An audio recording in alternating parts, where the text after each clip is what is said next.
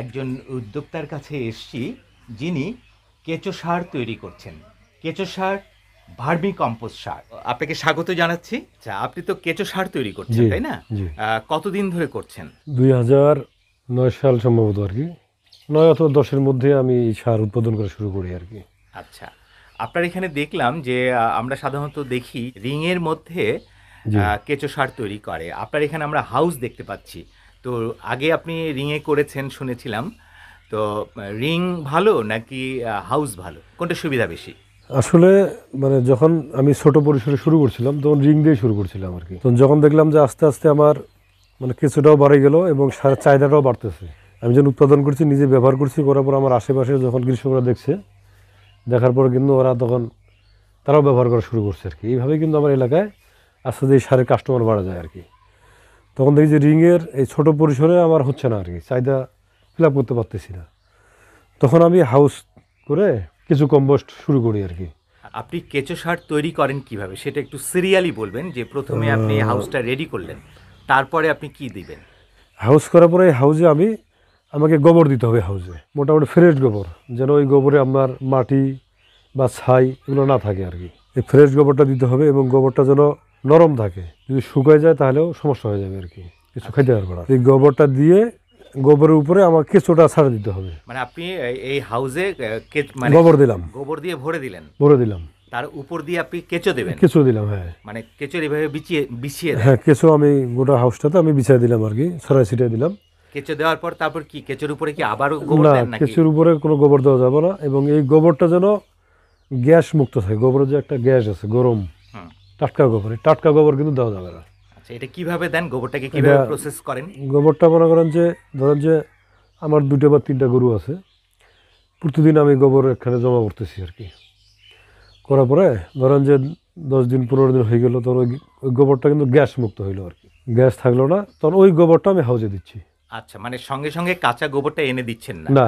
গোবরটা একটা জায়গায় রেখে যখন ওর গ্যাস বেরিয়ে গেল 10 জি, দিন জি, পর বা 15 দিন পর আপনি সেই গোবরগুলো হাউসে দিচ্ছেন। জি। দেওয়ার পর আপনি কেঁচো দিলেন, তারপর কি করেন?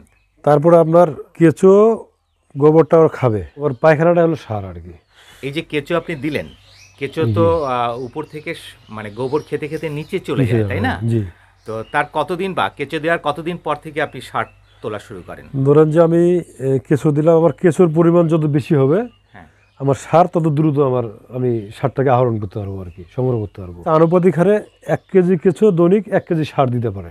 গোবরের উপরে একটা সারের স্তর তৈরি হয়, চা পাতার মতো আর কি, ঝুরঝুরে আর কি। ঝুরঝুরা, হ্যাঁ। জি। তো এটা যখন একটা স্তর হলো, এটাকে আমরা তুলে নিলাম আর কি।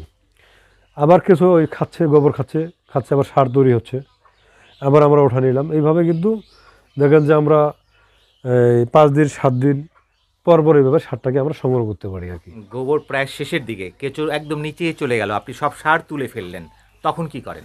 যখন আমার সবচেয়ে শেষ স্তরে আর কি, যে আমার অল্প একটু মানে গোবর আছে বা সার হয়েছে আর কি, শেষের দিকে আর কি, তখন ওটাকে আমি কেঁচো সহ ওই সারটা আলাদা করে নিলাম। আমি আলাদা করে এখানে আলাদা রাখে, আলাদা জায়গায় রাখেন? আলাদা জায়গায় হাউসে রাখলাম। রাখেন না? হাউজে আমি রাখতে পারি এক সাইডে বা আলাদা জায়গায় রাখলাম। হ্যাঁ, তারপর কি করেন? রাখার পরে আবার আমি ওই হাউজের সারটা গোবরটা দিলাম, নতুন করে আবার নতুন করে গোবর দিলাম।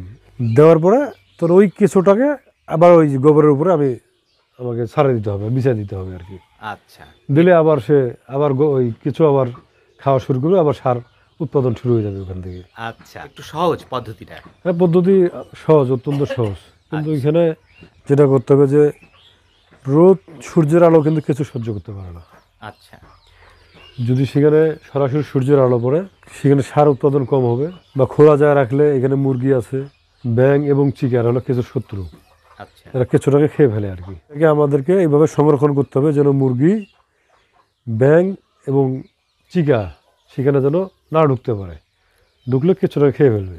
আচ্ছা, আমরা অনেক সময় শুনতে পাই যে পিঁপড়াও নাকি উঠতে পারে, তো পিঁপড়া তো কেঁচোকে ক্ষতিগ্রস্ত করে। হ্যাঁ, পিঁপড়াও তা ক্ষতিগ্রস্ত করে। আপনার এখানে আপনি তো ঘেরা দিয়েছেন জি। চারপাশে, আমরা দেখছি মুরগি ঢুকতে পারবে না বা অন্য কিছু চিকা ঢুকতে পারবে না, কিন্তু পিঁপড়া যেন উঠতে না পারে তার জন্য আপনি কি করেছেন? পিঁপড়া যেন উঠতে না পারে এটার জন্য একটা পাউডার আছে আর কি। এই পাউডারটা যদি আমরা পিঁপড়ার উপদ্রব বুঝতে পারি, তখন ওই পাউডারটাকে ছিটায় দিলে পিঁপড়া আর আক্রমণ করে না। এটা কি মানে আপনার এই হাউজের বাইরে বাইরে দেন? হ্যাঁ হ্যাঁ, বাইরে বাইরে আমি চতুর্দিক দিয়ে ছিটিয়ে দিলাম আর কি। আচ্ছা, যদি পিঁপড়ার সমস্যা হয়, সমস্যা হয়। আর পিঁপড়া যদি না হয়, তাহলে আপনার কি হয়েছিল পিঁপড়া? হ্যাঁ, আমার পিঁপড়ার সমস্যা হয়, গরমের দিনে পিঁপড়ার আক্রমণ হয়, তখন মাঝে মধ্যে পাউডার দিতে হয়, দিলে আর পিঁপড়াটা থাকে না। কেঁচো সার সহজ, এটা আমরা বুঝতে পারছি। তো আপনার সঙ্গে কথা বলে ভালো লাগলো। আপনি ভালো জি। থাকবেন, সুস্থ থাকবেন, সুখে থাকবেন। আপনারা যারা ভিডিও দেখলেন, আপনারা সবাই ভালো থাকবেন, সুস্থ থাকবেন, সুখে থাকবেন। সবার জন্য শুভকামনা। ধন্যবাদ সবাইকে।